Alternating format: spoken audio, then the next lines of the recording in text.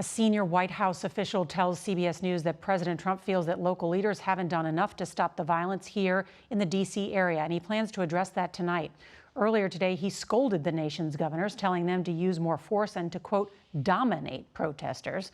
This as some of the president's allies are urging him to invoke the Insurrection Act. That is an 1807 law that allows him to send active duty military to the states. CBS's Paula Reid is at the White House tonight. Paula? Nor this Rose Garden address comes just hours after the president told state leaders in a call that they needed to clamp down on protesters or risk looking like fools. The president's decision to deploy active duty soldiers to deal with the crisis comes as he's been increasingly frustrated by the chaotic scenes unfolding around the country.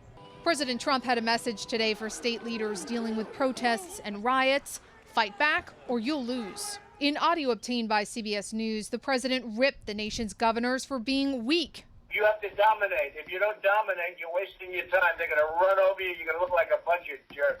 President Trump has called in reinforcements to secure the area around the White House, including the city's entire 1,200-member National Guard force. You've got a big National Guard out there that's ready to come in and fight like hell. Friday night's protests at the White House grew so intense, the president was rushed to an underground bunker used during 9/11. With more protests planned for this evening, members of both parties have called for the president to change his tone. But Mr. Trump made clear today that he believes more force is necessary. The harder you are, the tougher you are, the less likely it is that you're going to be hit. Michigan Governor Gretchen Whitmer was on the call with the president. She described it as deeply disturbing.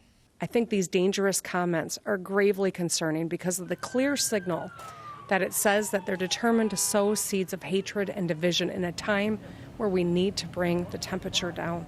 Former Vice President Joe Biden, meanwhile, is hoping to contrast his style with the president's, praying today with local African-American leaders in Delaware. And everybody is frightened now, and everybody's angry. And the first thing we have to do is bring people together.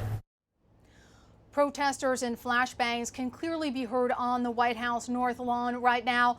Moments ago, Attorney General Bill Barr was actually seen across the street from the White House among the protesters before he came back over here to the White House to join the president for his Rose Garden address. Nora?